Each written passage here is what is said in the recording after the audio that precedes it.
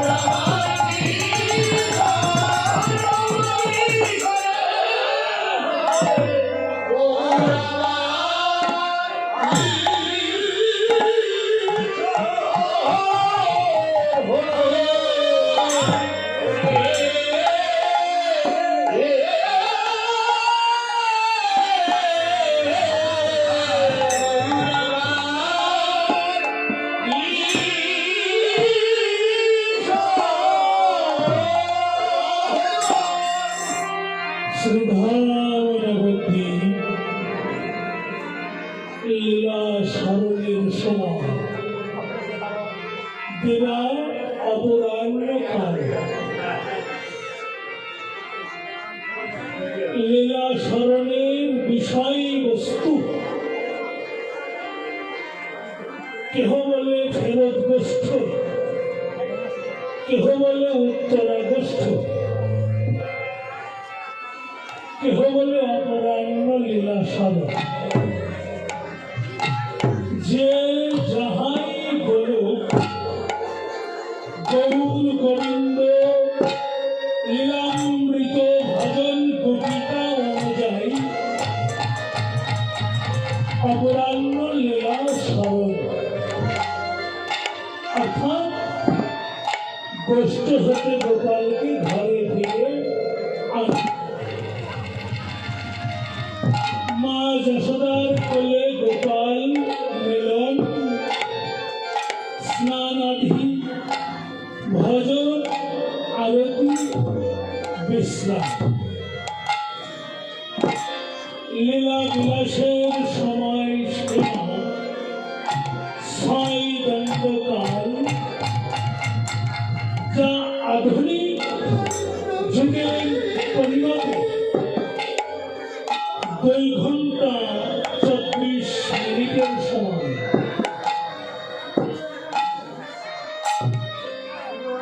লীলা সাধনকারী শ্রীধাম নবদ্বীপে শ্রীমান মহাপ্রভু শ্রী গৌরাঙ্গ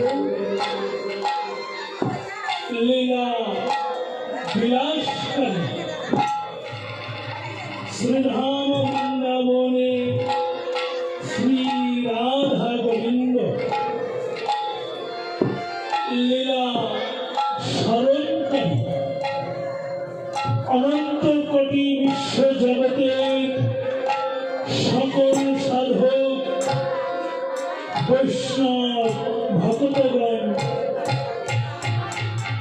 লীলা স্মরণী ভজন, ভগবানের নাম, লীলা, রূপ, গুণ, রস, রসমাধুরী,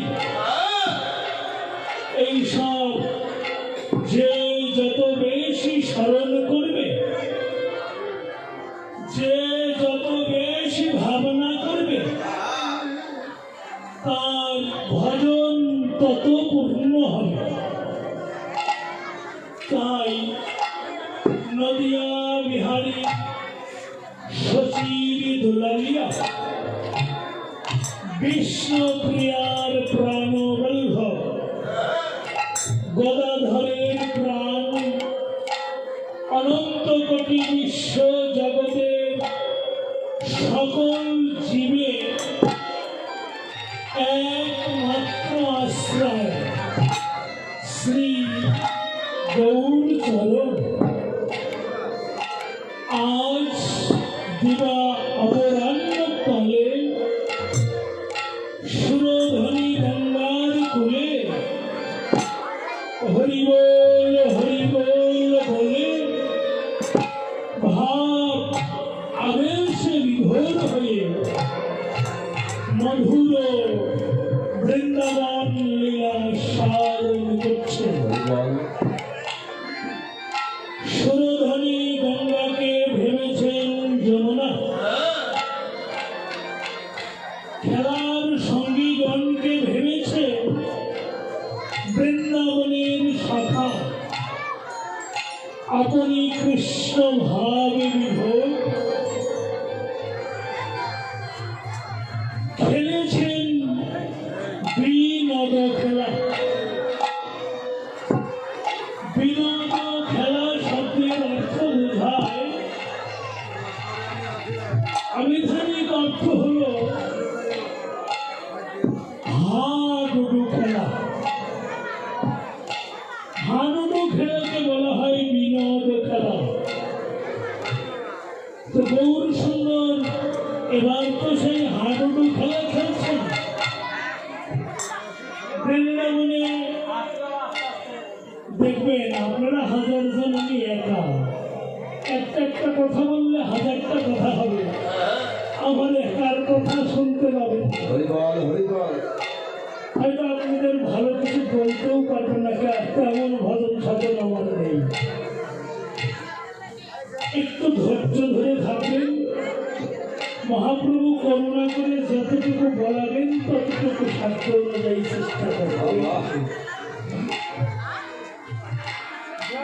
বিনোদ খেলা শব্দের অর্থ হাডুডু খেলা। বৃন্দাবনে যে খেলা খেলেছেন সেটা পক্ষ ছিল, হার জিত ছিল। সেখানে তারা বিনোদ খেলার পরিবর্তে হাডুডু খেলা খেলেছেন। এবার তো বৃন্দাবনের সেই কৃষ্ণ নয়, তিনি হয়েছেন গৌর। শ্রীকৃষ্ণ চৈতন্য মহাপ্রভু, তাই না? তো সুরধনীর কুলে যখন মধুর ব্রজ লীলা মনে পড়েছে, শ্রীধাম বৃন্দাবনে এমনই অপরাহ্ন কালে রাখাল বালকগণকে সঙ্গে করে বিনোদ খেলা খেলেছি। তাই ভাবে বিবর হয়ে বিনোদ খেলার ছলে আজও খেলছে গৌরীবাড়ি। তবে বৃন্দাবনের সেই বিনোদ খেলা নয়, এবার খেলছে হরি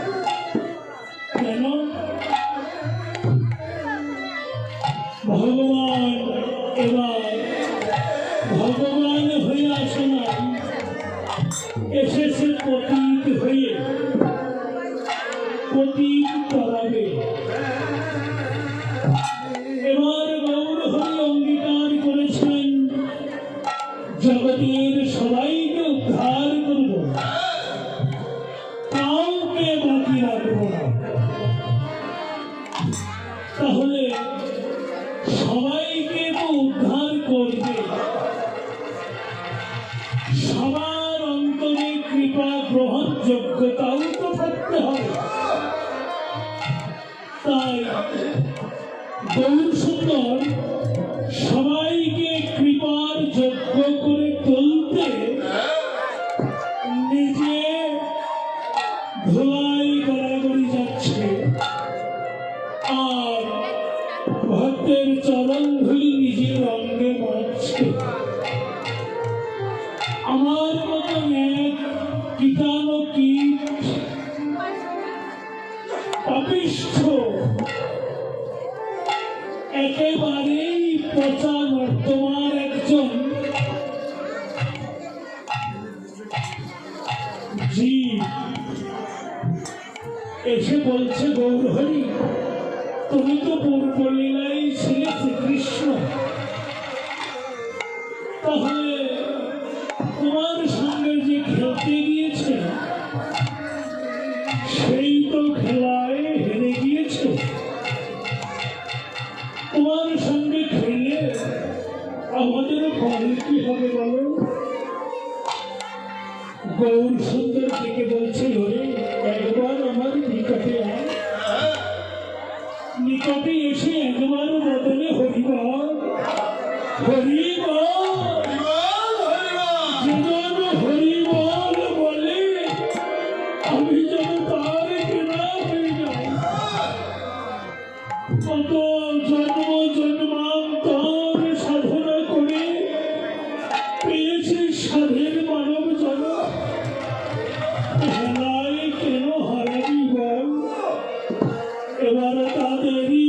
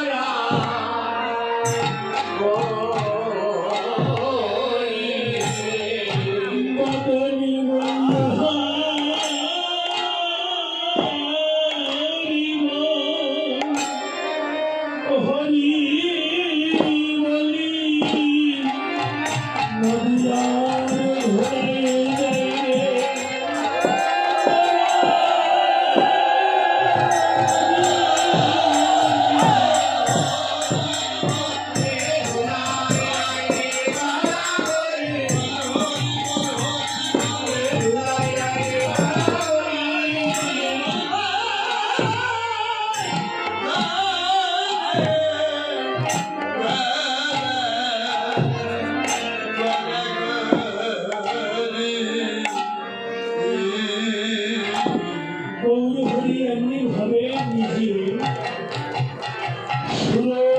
হরি গঙ্গার কোলে হরিবল বলে ভাবে বিভোর হয়ে ধরার মাঝে ঘোরাঘুরি যাচ্ছে।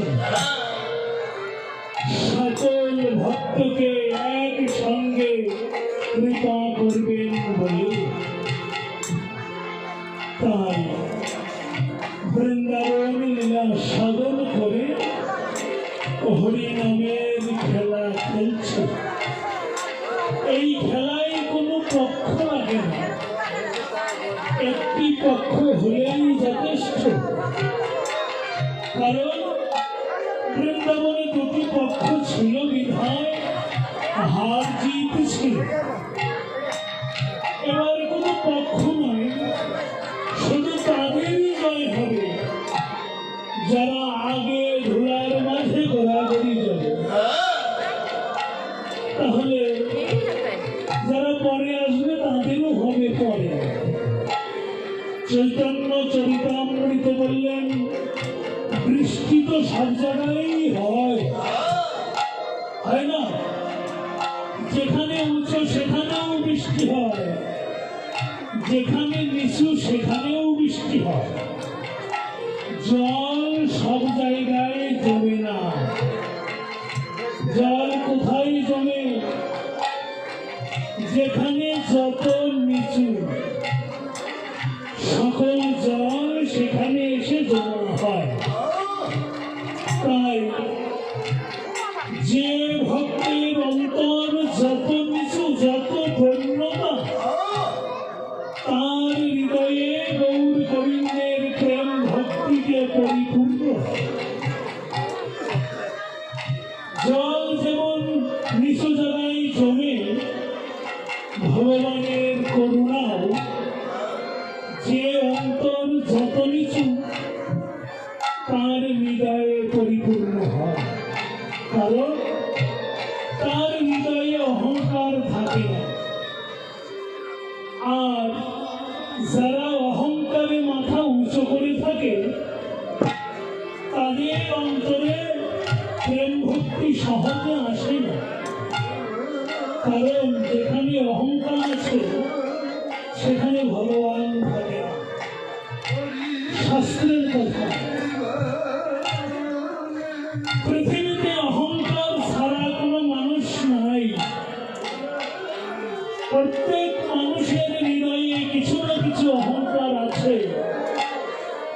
যেমন জ্ঞানীর জ্ঞানের অহংকার, বিদ্বানের যিনি বিদ্বান তার বিদ্যার অহংকার, যিনি ভক্ত তার ভক্তির অহংকার, যিনি ধনী তার ধনের অহংকার, যিনি পণ্ডিত তার পাণ্ডিত্যের অহংকার।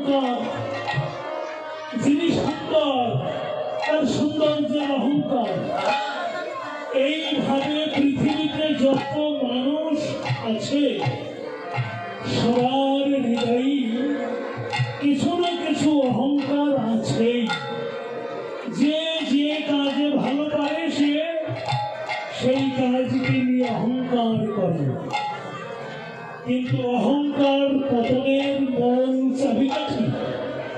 এটা শাস্ত্রের কথা সবাই জানি, কিন্তু মানি না কিছুই, তাই না? কিছুই মানি না। আমার 10তলা বাড়ি আছে, সামান্য একজন কুড়ে ঘরে থাকা মানুষের সঙ্গে একটু কথা বলতে ইতস্ত বোধ হয়, তাই না? তাহলে আমি একজন ধনী ব্যক্তি, প্রভাবশালী, আমি যখন রাস্তা দিয়ে হেঁটে যাব, নগরের যারা খেটে খাওয়া মানুষ তারা আমাকে দেখে একটু নমস্কার দিবে, শ্রদ্ধা করবে, সম্মান করবে, এটা তার হৃদয়ের বাসনা থাকে। এটাই অহংকারীর কথা, অহংকারের কথা। তুমিও মানুষ, তোমার টাকা আছে, ধন সম্পত্তি আছে, এটা পরের কথা। তুমি সর্বপ্রথম একজন মানুষ। ওই মাঠে যে খেতে খায়, লাঙল চাষ করে, ও একজন মানুষ। ভগবান তোমার মধ্যে যে সত্তা দিয়েছে, ওর ভিতরেই একই সত্তা আছে।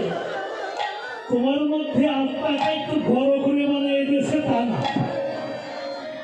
তোমার মধ্যে ওই ক্ষুদ্র পরিমাণ, যা মেশিন দ্বারা আজ পর্যন্ত দর্শন করা যায় না, আত্মা যতটুকু আছে, ওই যিনি 10তলায় বসবাস করে তার মধ্যে অতটুকুই আছে।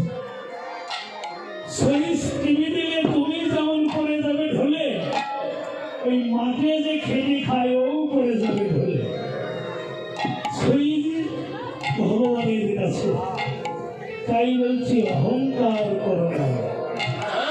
তুমি অহংকার করবে, সুইচ তো আমার কাছে নাকি? সুইচ দেব শেষ, তাই না? আমরা কীর্তন করছি উত্তরা গোষ্ঠ বা ফেরত গোষ্ঠ, অপরাহ্ন লীলা। ফেরত গোষ্ঠ বা উত্তরা গোষ্ঠ বলা হয় কি কারণে? এই পৃথিবীতে আমরা যখন এসেছি তখন ছিল জাগরণ। যখন ভজন করেছি, খেলা করেছি, সেটা ছিল গোষ্ঠ। মধ্যাহ্নে পূর্ণ ভজন ছিল সূর্য পূজা।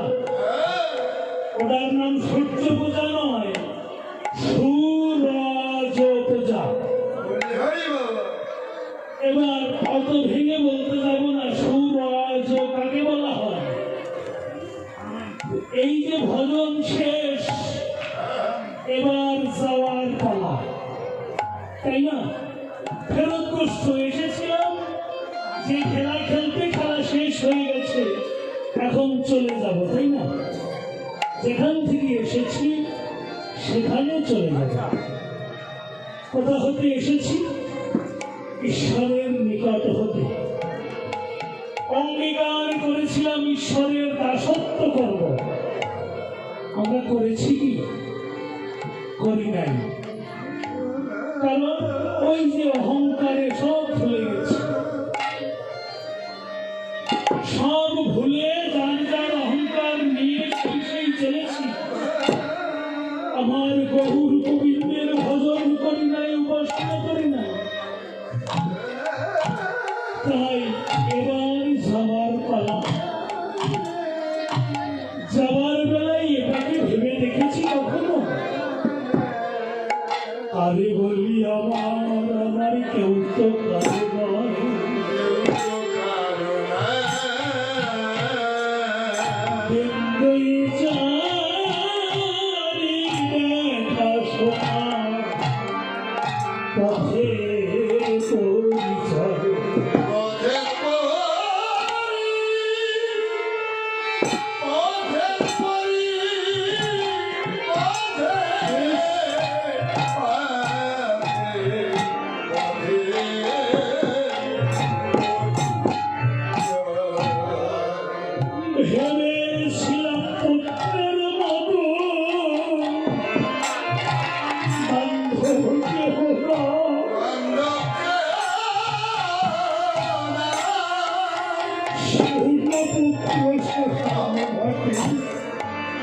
করে করবে ছাই।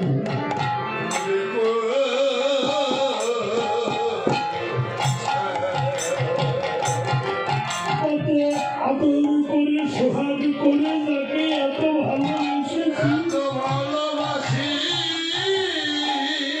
নিজে না খেয়ে মুখের খাবার তাকেই খাইয়েছি।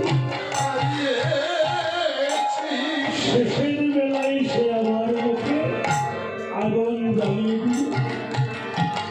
না হয় মাটিতে পুঁতে রাখবে, না হয় শরীর সমাধি করবে।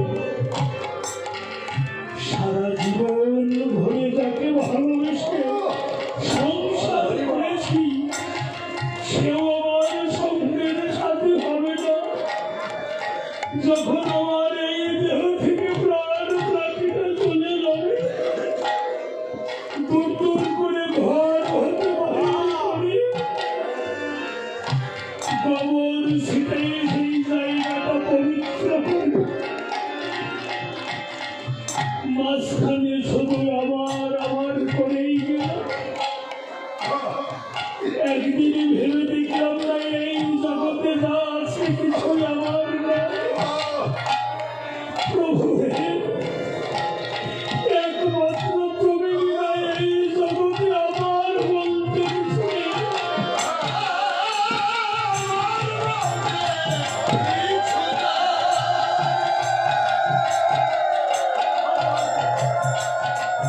যা পেয়েছি এই জগতে এসে পেয়েছি, আবার এখানেই সব রেখে চলে যেতে হবে। কেউ সঙ্গে নিতে পারবে না। যাওয়ার বেলায় খালি হাতে বিদায় দিবে। এত তামা কাঁসা পিতল সোনা ঘরে থাকতে সঙ্গের সাথে হবে কেবল একটা মাটির হাড়ি। হয়তো এমনও হতে পারে কারো ভাগ্যে তাও যেতে না। তাহলে এত দামি দামি সয় সম্পত্তি বাড়ি ঘর করে কি, যদি মানুষের সঙ্গে মানুষের ভালোবাসা না হয়? তাই বৈষ্ণব কবি বললেন, তোরাই আগে মশা ভালো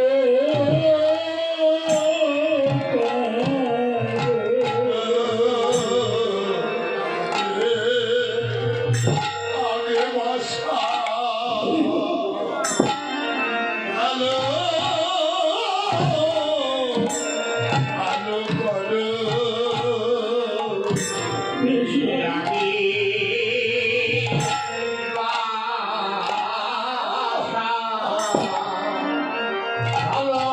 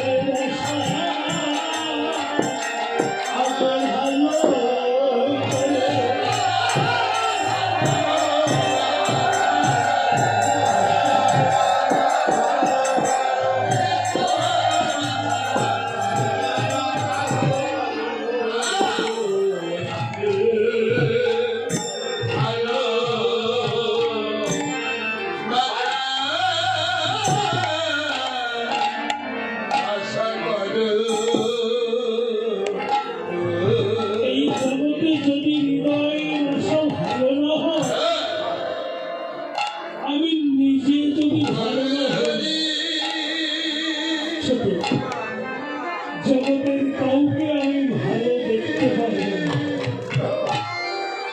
তাই আমি নিজেকে ভালো হতে হবে। নিজে ভালো হলে গোটা পৃথিবী তার কাছে ভালো হবে। নিজে যদি ভালো না হই, গোটা পৃথিবীর কেউই আমার কাছে ভালো হবে। আমাদের এই শিক্ষার বড় অভাব। বর্তমানে কোথা থেকে শিখবো আমরা? ঘরে সবারই একখান করে কীর্তন আছে, কিন্তু ওই তুলসী চন্দন তিলক ফুল জল দিতে দিতে ওখানে ধুলো বালু পরে একেবারে চাপা করে দিয়েছে।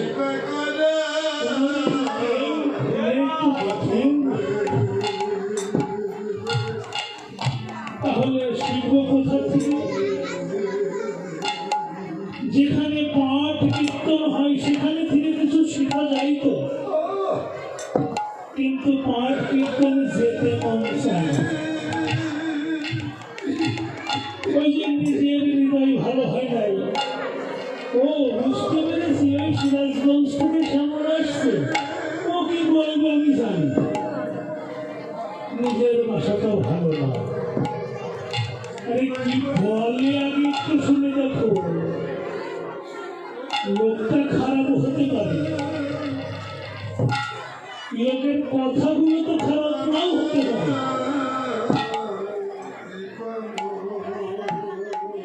শাস্ত্রে বলা আছে 16 নাম 32 অক্ষর, তার 28 অক্ষর যদি বাদ দেয় তাহলে কয়টা অক্ষর থাকে? 4টা, তাই না? এই 4 অক্ষরে অজবা নাম, সেই নাম সাধু জপে, জিভে জপে না। তাহলে সাধুকে আমি সুন্দর একটা ভগবানের ছবি লাগানো গেঞ্জি পরেছি, সাধু হয়ে গেছি তাই?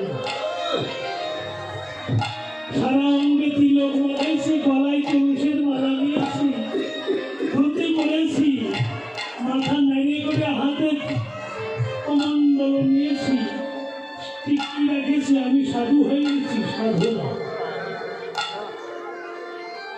এই নাম সাধু জপে, জিভে জপে না। জিভে জপে কোথা থেকে? জিভে জানেই না।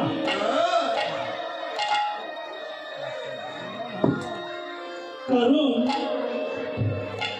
21,600 নিত্যই আসে যায়,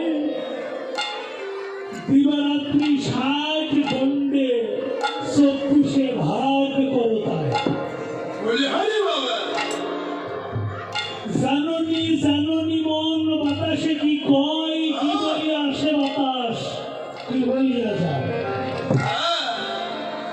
আমি ঘুমিয়ে আছি,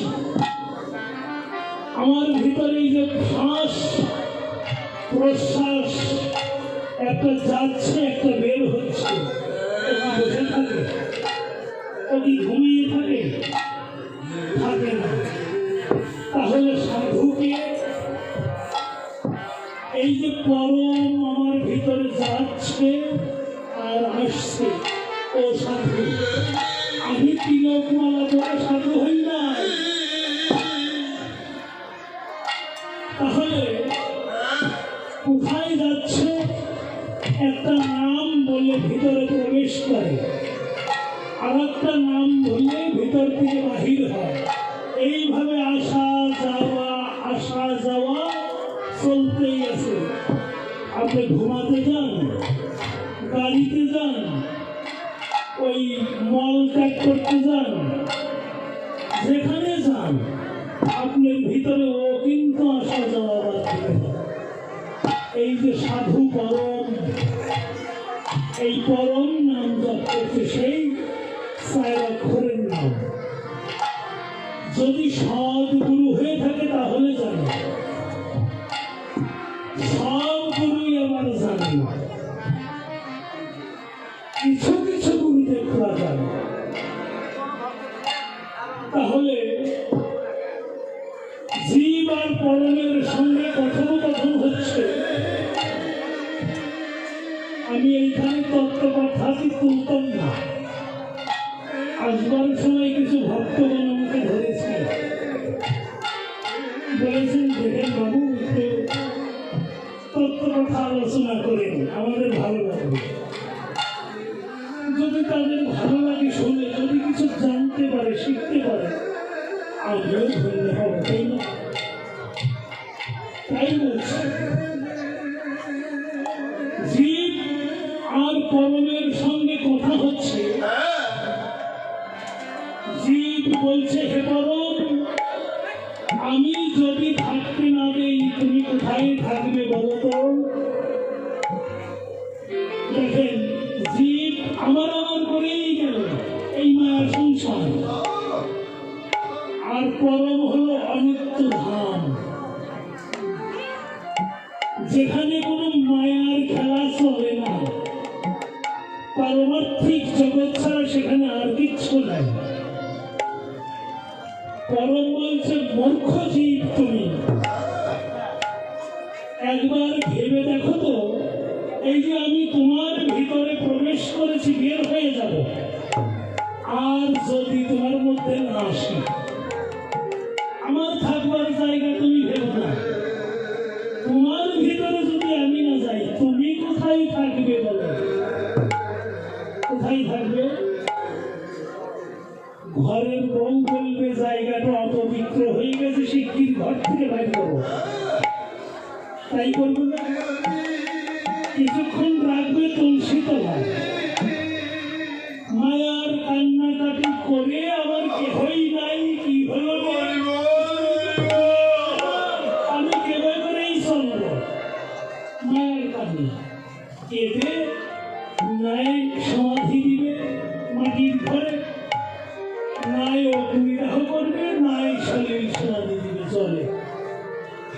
জীবের খেলা এখানেই শেষ। পরমের কি কিছু হলো? পরম হলো সাধু। তিলক যে করেছে, কি যে রেখেছে, সে সাধু নয়। এই কেবল সাধু ভার ধরেছে, এখনো সাধু হতে পারে না। সাধু হতে যে জন্য জানে, নয়ন রাখে রূপের ধ্যানে, বদন রাখে সংকীর্তনে, মন রাখে মণিকোঠায়।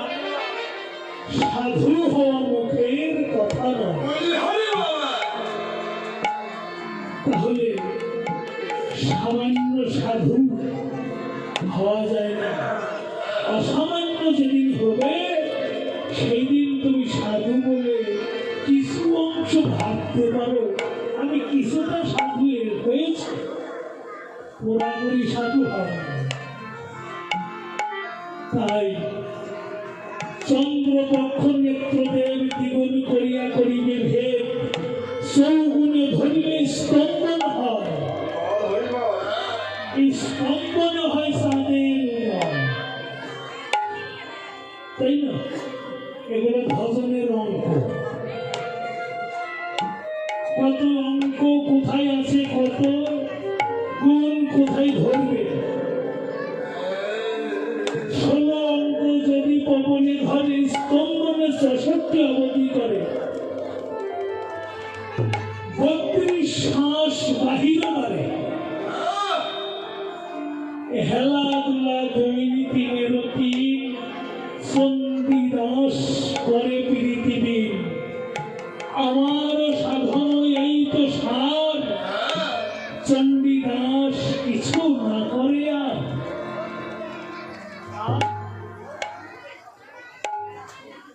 অক্ষরগুলো একটু ছোট করতে বলছি, আমি তো জোরে জোরে বলেছি, শোনা গেছে হয়তো। যাক, এই যে ভজনের অঙ্ক, আবার আমি বলে দিলাম এইভাবে কেউ ভজন করতে যাবেন না, কারণ এটা গুরু ধরে শিখতে হয়।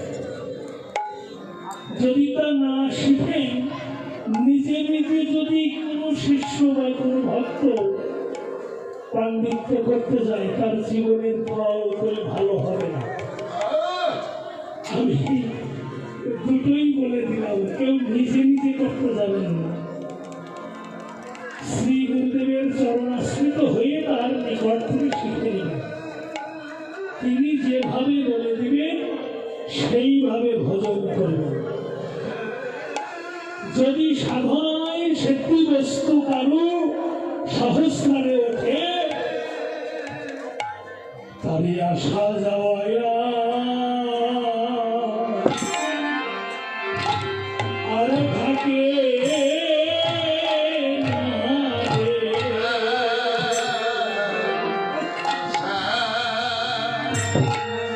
আসা যাওয়া থাকে না রে। আর আসা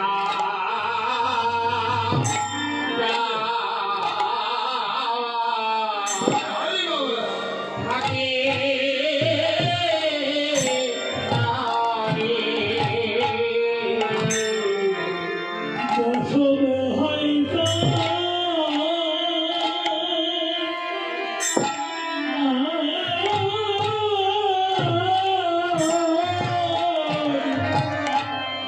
মধুর ব্রজ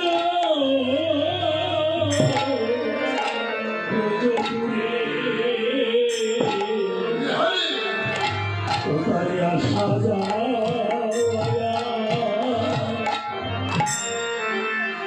আর থাকে না রে।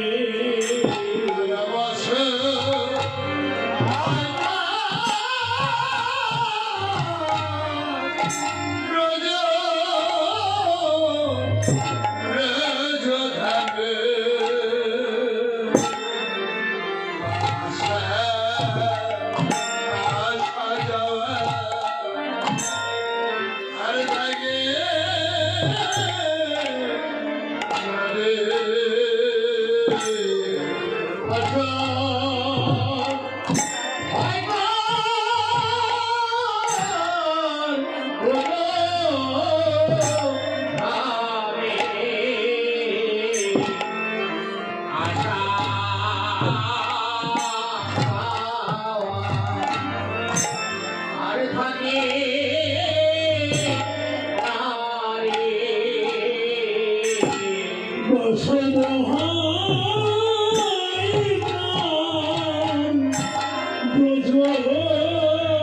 ব্রজপুরে, আসা যাওয়া আর থাকে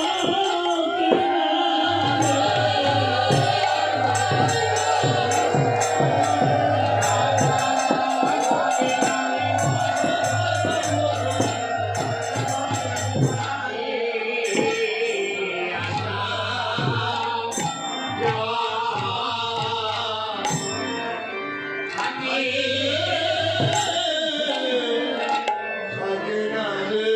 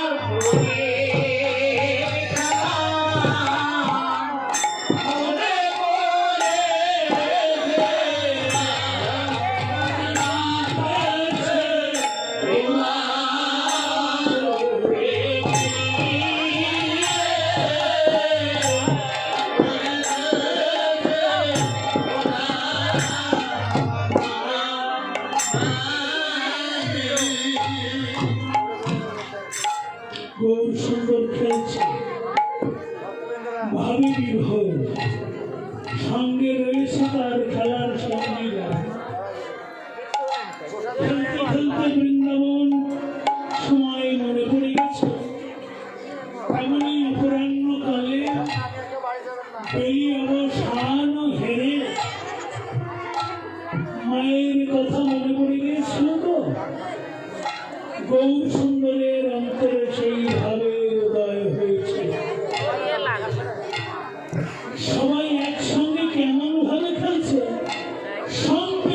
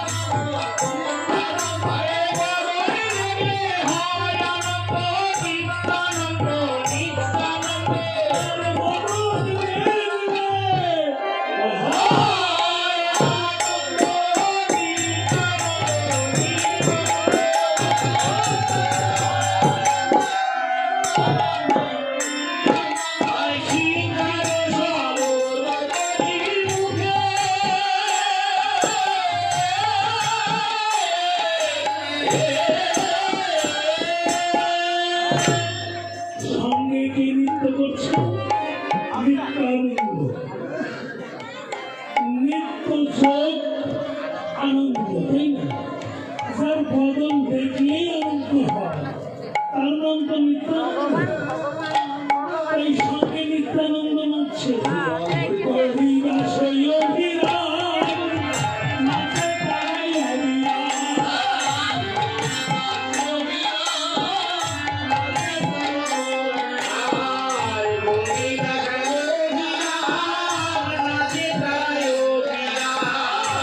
হরিদাসই অভিরাম, নাচে তাই হরিরাম।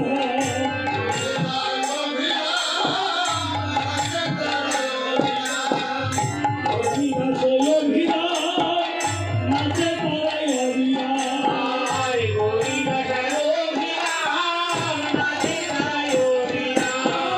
গৌরাঙ্গ ঘেরিয়া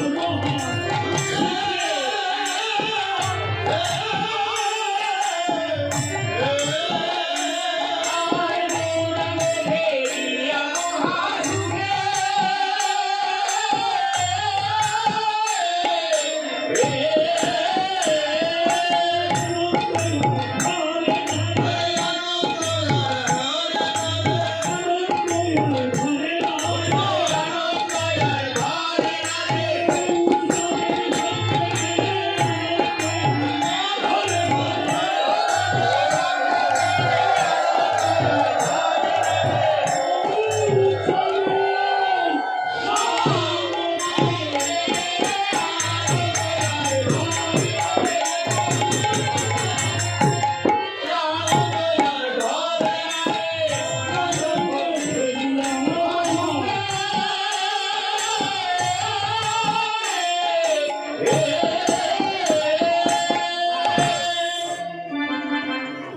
ভালোবাসার মানুষের সাথে একসঙ্গে মিশা যায়, তার সাথে আনন্দের কিছু আছে জগতে? নাই। এত আনন্দ লাগে যে সে আনন্দের আর শেষ ঠিকানা থাকে না। গৌরীদাস অভিরাম এরা কেউ নবদ্বীপের না, সবাই বৃন্দাবনে ছিল। গৌর চাঁদের সঙ্গ পাবে বলে নবদ্বীপে এসেছে। গৌরীদাস শাখা, অভিরাম ঠাকুর, শ্রীরাম শাখা, এইভাবে যারা প্রজে ছিল তারাই নদিয়ায় এসেছে। কিন্তু কেউ সঙ্গে সঙ্গে, কেউ আগে, কেউ পরে, একসঙ্গে সবাই আসেন। যেমন গোলক লীলার একটা শাস্ত্রের কথা আছে, অভিরাম ঠাকুর অর্থাৎ শ্রীরাম শাখা, শ্রীরাম শাখা আর হলো কানাই। আমাদের গোবিন্দ রাখালগণের কানাই, মা যশোদার গোপাল। প্রত্যেক দিন গোষ্ঠী মাঠে যেতেন, খেলা খেলতেন, সন্ধ্যাবেলায় ঘরে ফিরে আসতেন। আজও গিয়েছেন। আজ শ্রীরামের সঙ্গে একটা লোকচুরি খেলা হলো। কি খেলা? শ্রীরাম, তুমি লুকাবে, আমি খুঁজে বের করবো, আবার আমি লুকাবো, তুমি আমাকে খুঁজে বের করবে। যদি উভয়কে খুঁজে বের করতে পারি, তাহলে উভয়কে কাঁধে চড়াবো। এটা হলো খেলার শর্ত। লুকানোর একটি জায়গা নির্দিষ্ট হলো, এই সীমানার বাহিরে কেউ লুকাতে পারবে না। এখানেও ভজনের কথা, যারা জ্ঞানী লোক তাদের ইশারাই যথেষ্ট। সীমানার বাইরে যদি কেউ ভজন করে, তার কি ভজন হয়? হয় না। সীমানার মধ্যে থেকেই ভজন করতে হয়। তাই এই গিরি গোবর্ধন পর্বতে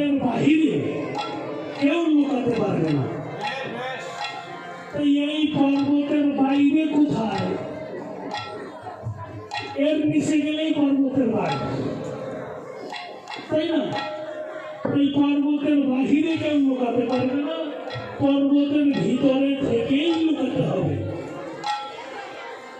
তা প্রথমে কানাই লুকিয়েছে, শ্রীরাম খুঁজে বের করেছে। এবার শ্রীরাম লুকাবে, কানাই খুঁজে বের করবে।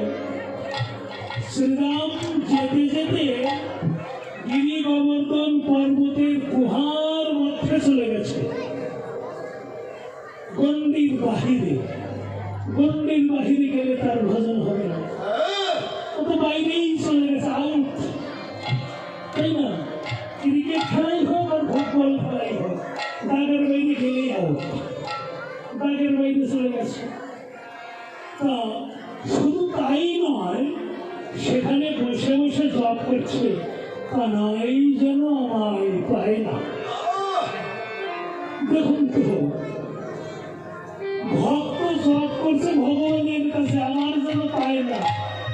কানাই তো অন্তর্যামী ভগবান, সে তো অন্তরে দেখতে পাচ্ছে শ্রীরাম কোথায় লুকিয়েছে।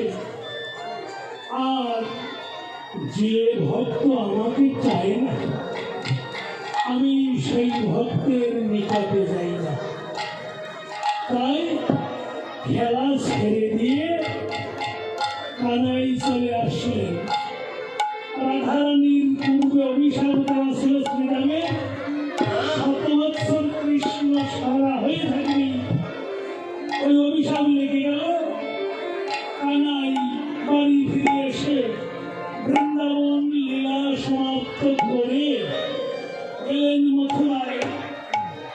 সেখান থেকে পিতামাতাকে উদ্ধার করে গেলেন দ্বারকায়। ধর্মক্ষেত্র কুরুক্ষেত্রের যুদ্ধ হলো, ধর্ম প্রতিষ্ঠা হলো। তার বৃন্দাবন লীলা বিশ্রামে রেখে চলে আসলেন গৌর লীলায়, গৌর হল। আমি এই জায়গায় একটি আলোচনা করব মহাভারত থেকে, কারণ আজ যে পুণ্যভূমিতে আমি দাঁড়িয়ে কীর্তন পরিবেশন করছি, মহাপ্রভু করাচ্ছে, আমি করছি না। এই জায়গাটা একটা পূর্ণ তীর্থস্থান, তাই না? কারণ মহাভারতের সর্বশ্রেষ্ঠ যোদ্ধা মহাবীর অর্জুন 1 বছর কাল এখানে বসবাস করে গেছেন। মহাভারতের কথা আপনারা জানেন। দুর্যোধনের অত্যাচারে দ্রৌপদীর যখন বস্ত্রহরণ হয়েছিল, ভগবান এত এত বস্ত্র তাদেরকে দান করেছিল, দ্রৌপদীর নিকট থেকে বস্ত্র আলাদা করতে পারে না। তখন দ্রৌপদী অভিশাপ দিতে চেয়েছিল। মহামহী বিশ্ব, মহাগুরু দ্রোণ এরা বলেছিল, দেখো মা, তুমি যদি অভিশাপ করো আমরা সবাই ধ্বংস হয়ে যাব, তুমি অভিশাপ করো না। তো সেখানে তাকে একটা প্রতিশ্রুতি দেওয়া হলো যে কি 1 বছর 12 বছর বনবাস থাকবে, 1 বছর অজ্ঞাতবাস থাকবে। পরে যখন তিনি ফিরে আসবে তার রাজ্য বুঝিয়ে দেওয়া হবে। এই বিরাট রাজার দেশ, বিরাট রাজ্যে অর্জুনরা পঞ্চপাণ্ডব, পঞ্চভ্রাতা এবং সঙ্গে দ্রৌপদী মহারানী। এই বিরাট রাজার রাজ্যে এসে বসবাস করেছিল। আর বিরাট রাজার রাজ্যে এই জায়গাটার নাম ছিল গোশালা। গোশালা কাকে বলা হয় সবাই জানেন, ব্যাখ্যা করার কিছু নেই, যেখানে গোবৎস রাখা হয়। পঞ্চপাণ্ডবের মধ্যে 2 ভাই ছোট, নকুল আর সহদেব। একজন পশু পাখি পালনে খুব ভালো ছিল, বসে নিতে পারত, আর একজন চিকিৎসা, ডাক্তারি চিকিৎসা। ওই বৈদ্য চিকিৎসায় আজ সায়েন্স হয়ে গেছে, তাই না? ডাক্তার হয়ে গেছে, আগেকার দিনে ডাক্তার ছিলেন না। ওইখান থেকে রিসার্চ করে করে আজ বড় বড় ডাক্তার হয়ে গেছে। তারাই এখানে এসে বসবাস করত। এই গোশালার পাশে ছিল একটি নৃত্যশালা, সঙ্গীতালয়, যেখানে নৃত্য, গীত, বাদ্য শেখানো হতো বা পরিবেশন করা হতো। আর বিরাট রাজার কন্যা ছিল উত্তরা, তাকে নৃত্য গীত শেখাতেন মহাবীর অর্জুন। তিনি একটা রমণীর বেশ ধারণ করে এখানে ছিলেন। তো আজ সেই পুণ্যধামে আমরা উপস্থিত হয়েছি। সবাই এই ধামটার দিকে আপনারা একটু লক্ষ্য দেবেন, কারণ যদি আমরা সবাই একটা তীর্থস্থান উন্নত করবার জন্য এগিয়ে না আসি, কারো একার পক্ষে সম্ভব হয় না। কত যুগ চলে গেছে, তাই না? কত দিন চলে গেছে। হয়তো আরো আগে আরো খারাপ ছিল জায়গাটা, একটু উন্নতর পথে চলেছে। আপনারা যে যেখানে আছেন সবার জায়গা থেকে যদি একটু একটু করে পরিশ্রম ব্যয় করেন এর পিছনে, এই জায়গাটা একটা বড় কিছু হতে পারে, তাই না? আমি সবার চরণে এই প্রার্থনা রাখি যে আপনারা আজ হতে এখান থেকে মনে মনে স্থির করে যাবেন, আমার যখন সময় হবে এখানে আসবো, এই মন্দিরের জন্য যতটুকু সাধ্য হয় ততটুকু দান ধ্যান করব।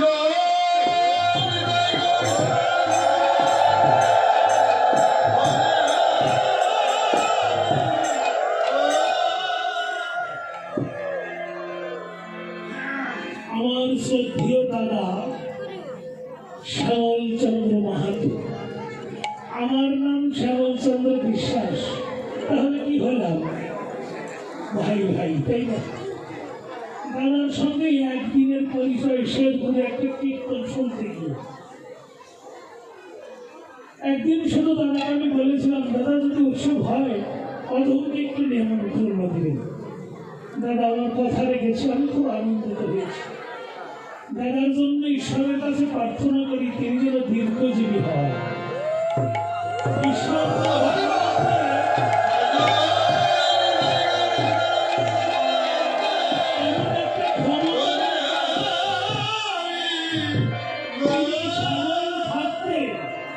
যেন এই মন্দিরের জন্য কিছু করে যেতে পারে।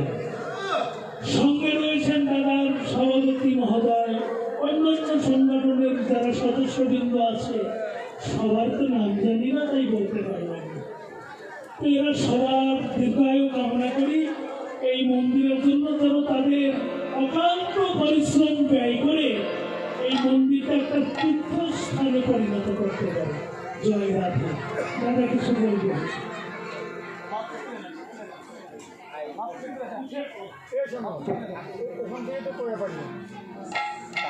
হরে কৃষ্ণ। আমাদের মাঝে আমারই ছাত্র মোহাম্মদ জাহিদুল ইসলাম বাবুল এসে উপস্থিত হয়েছেন। উনি ইউনিয়ন পরিষদ নির্বাচনের পদপ্রার্থী, একজন সমাজসেবক এবং বিশিষ্ট ব্যবসায়ী। আপনাদের মাঝে 5 মিনিট কথা বলবেন। আপনাদের ভাব নষ্ট করার জন্য দুঃখিত আমি। হরে কৃষ্ণ। জয় গুরু। সবাইকে আজকে লীলাচলে সবাই অনেক দূরদূরান্ত থেকে আছে এবং এই যে সবার বিষয় দ্বারা অনেক সুন্দর করে ধর্মের কথা বলতেছিল। যাই হোক, আমি আপনাদের ভয়ানক নষ্ট করার জন্য ক্ষমা চেয়ে নিচ্ছি। আসলে মানে এই গ্রামে যতগুলো মানুষ আছে সবাই আমাকে অনেক ভালোবাসে। তার কারণ এই গ্রামটা আমার গ্রাম। আমার যেহেতু নিজের বাড়ি, শ্বশুর বাড়ি, আমার শ্বশুর বাড়ি পার্শ্ববর্তী কবিতা, তাই আমি আমার এই অর্জুনগড়, কাঠালিয়া, বন্দিহার, মধুপুর এবং কবিতা, আমার শ্রীরামপুর গ্রামে যেমন আমি ভালোবাসি, এই কয়েকটা গ্রামকে আমি তার চেয়ে কম ভালোবাসি। আর সবাই আপনারা জানেন আমি আপনাদের পাশে আছি, ছিলাম, আছি, থাকবো। আপনাদের যত বিপদ হোক না কেন আমাকে সবাই আপনারা স্মরণ করবেন। আমি যেখানে থাকি না কেন আপনারা জানেন আমার ঢাকায় ব্যবসা আছে, এলাকাতেও ব্যবসা আছে, আমি অনেক লাক্সারিয়াস জীবনযাপন করতে পারবো। তারপরেও আপনাদের কেন যেন ভালো লাগে, আপনাদের মাঝে থাকতে আমার অনেক ভালো লাগে। আমি ছোটোবেলা থেকেই মানুষের মাঝে থেকে বড় হয়েছি। আমি এদের সমাজের সাথে, সে আমার প্রাইভেট শিক্ষক, তারপরেও তার সাথে একসাথে ফুটবল খেলেছি, উকিল আছে, আরও পবিত্র পবিত্র যারা আছে সবার সাথে ছোটোবেলায় আমি মানুষের মাঝে বড় হয়েছি। বিধায় আমি আপনাদের মাঝে থাকতে চাই। আপনারা যদি আপনাদের সন্তান মনে করি আমাকে পাশে রাখেন, আপনাদের পাশে থাকবো, থেকে ক্ষতি করবো না, উপকার করার চেষ্টা করবো, তবে আপনাদের জীবনে কোনো দিন ক্ষতি করবো না, এই বিশ্বাস আমার প্রতি রাখতে পারেন। আর পরিশেষে আসলে আমাদের 12 তারিখে একটা নির্বাচন আছে, জাতীয় সংসদ নির্বাচন। যেহেতু আপনারা ম্যাক্সিমাম লোক আওয়ামী লীগের ভোট, আওয়ামী লীগ করতেন বা নৌকা মার্কায় ভোট দিতেন, অনেকে দল করতেন না, নৌকা মার্কায় ভোট দিতেন। যেহেতু নৌকা মার্কা নেই, আমাদের এখানে ধানের শীষ মার্কা, আমাদের অনেক আপনারা জানবেন বিপি আইনুল হক, উনি অনেক ভালো মানুষ, উনি নির্বাচনে দাঁড়িয়েছে। আপনারা 12 তারিখে সকালে গিয়ে ধানের শীষ মার্কায় সবাই একটা করে ভোট দেবেন। যেহেতু আমি এই গ্রামের জামাই, আমার একটা আপনাদের প্রতি অধিকার আছে। আমি হয়তো যখন কথা বলবো তখন বলবে যে তোমার গ্রাম থেকে কি ভোট দিছো, তোমার শ্বশুরবাড়ি কেন্দ্র থেকে কি ভোট দিছো। তাই আপনার সকাল থেকে যেহেতু ভোট দিতে হবে, ভোট আপনাদের অধিকার, ভোট গণতন্ত্রের প্রতি, ভোট কেন্দ্রে যাবেন এবং আপনারা সকাল সকাল ভোট দিয়ে আসবেন। আর যেহেতু আমার ভোট দেরি হবে, আমি আপনাদের সহযোগিতা এবং দোয়া চাই, আপনারা আমার পাশে থাকবেন। নট অনলি ভোট, আপনারা যে কোনো পরিস্থিতিতে আমার পাশে থাকবেন। আপনাদের যে কোনো পরিস্থিতিতে আমি পাশে আছি, আপনাদের ছেলে হিসাবে, নিজের ছেলে হিসাবে আমাকে পাশে রাখবেন। আপনাদের সকল ধর্মীয় যেগুলো অনুষ্ঠান সব জায়গায় আমি যাই, আমি চেষ্টা করি আমার পক্ষ থেকে সবার জন্য একটা হাত তালি। আমার শিক্ষক এবং আমার যে খেলা শিখেছে উনি আমাকে অনেক ভালোবাসে, আমি ওনার ঋণ শোধ করতে পারবো না। আপনারা আমার জন্য দোয়া করুন, আপনাদের আর সময় নষ্ট করবো না। সবাই ভালো থাকবেন, শুভরাত্রি, ধন্যবাদ সবাইকে।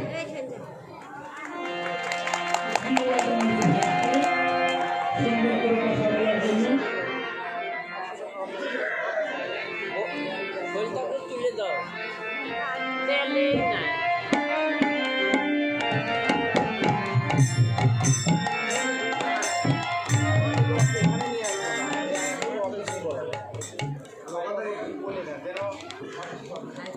মাইকেল ভালো।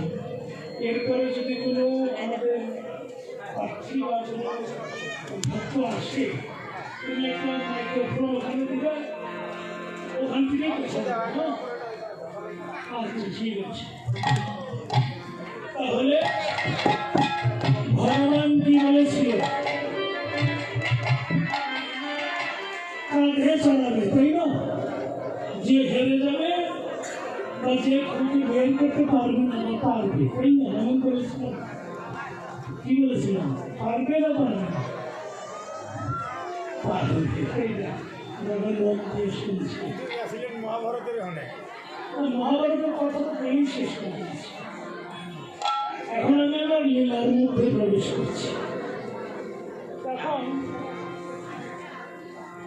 কথা ছিল যদি উভয়কে খুঁজে বের করতে পারে তাহলে উভয়কে কাঁধে চালাবে।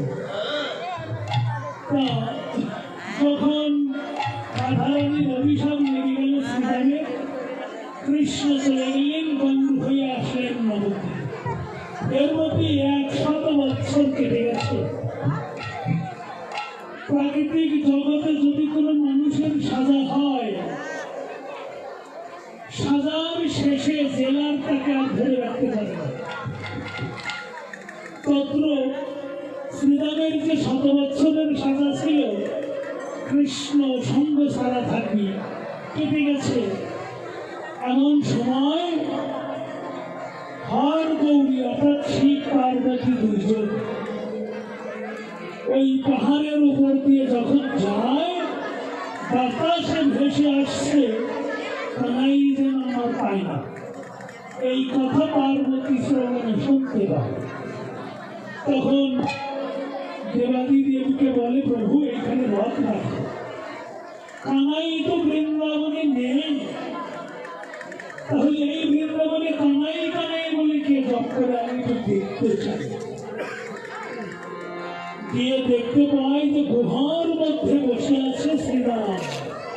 তার দেহের উপর দিয়ে বৃক্ষের শিকড় গজিয়ে গেছে, মাথার কেশগুলো লম্বা হয়ে চাপা হয়ে গেছে, গাছের শিকড়ের মতো হয়ে গেছে। দিকে বলছি, ওরে শ্রীরাম, তুই যে কানাই কানাই করছিস, তোর কানাই বৃন্দাবনে নাই, তোর কানাই তো গিয়েছে নবদ্বীপে, সে হয়েছে গৌর। তখন ঘুরে উঠে বলছে, মাধব তাহলে কি আমার ভাইকে আমি হারা হলাম? বললেন, না, তুমি হারাও নাই, তুমি এখনই চলে যাও গোদাবরীর তীরে, যেখানে রায় রামানন্দ ধ্যান করছে। রায় রামানন্দ তোমার কানাইয়ের সন্ধান বলে দিবে। তাই রামানন্দের নিকটে যখন আসলেন গোদাবরীর তীরে, সবাই একসঙ্গে হরিনাম সংকীর্তন করছে, মহাপ্রভু শ্রীরাসঙ্গে। রায় রামানন্দ বলে দিলেন, দেখো ওই যে যেজন মেঘমাথা মস্তক মণ্ডন করেছে, একেবারে সবার উপরে যাকে দেখা যায়, ওই ব্যক্তি তোমার ভাই কানাই। শ্রীরাম এসে মহাপ্রভুকে জড়িয়ে ধরেছে, তুই আমার ব্রজের কানাই? তো বলছে, না না, আমি তো ব্রজের কানাই নয়, আমি তো গৌর। তখন বলছে, ভাই রে, একসঙ্গে কত খেলা খেলেছি, কত মিশেছি, তোকে আমি চিনব না? তুই বৃন্দাবনের সব পরিবর্তন করেছিস, কিন্তু তোর বাঁকা নয়ন আর মুখের হাসি, এই দুটো জিনিস পরিবর্তন হয় নাই। তোর নয়ন আর বাঁকা হাসি এটা বলে দিচ্ছে তুই ব্রজের কানাই। আর একটা জিনিস আছে, আমি প্রমাণ দেব, তোর চরণের তলায় আছে ভগবত চিহ্ন, অনবিংশ চিহ্ন যাকে বলা হয়, ভজবৎরাম কুশের চিহ্ন। চরণ তুলে দেখতে পাই ভগবানের ভগবত চিহ্ন নিয়েছে। তখন বলছি, ওরে শ্রীরাম, তুই যখন আমাকে খুঁজে বের করেছিস, চিনে ফেলেছিস, তোকে আর আমি দূরে রাখবো না। তাই কলিযুগের মন্ত্র পড়ে যখন মস্তকে হাত দিয়েছে, কলিযুগের 3.5 হাত মানুষ হয়ে গেছে। দ্বাদশ গোপালের মধ্যে তার স্থান দিয়ে নাম দিলেন অভিরাম ঠাকুর। যার কথা বলেছি, গৌরীদাস অভিরাম। এই অভিরাম ঠাকুর নাম দিয়ে বলছে, দেখ ভাই, আমি যাকে যে কথা দিই, আমার কথা আমি রাখি। তোকে বলেছিলাম ভাই, তোকে কাঁধে চড়াবো, এবার আয়, আমি তোকে কাঁধে চড়াই। শ্রীরামকে ডেকে নিয়ে গৌর সুন্দর তার কাঁধে চড়িয়ে ভক্তির দুটি যুগল চরণ ভগবান ভক্তি হরণ করে আজ বলছি, আমার দাবি গঙ্গ Shri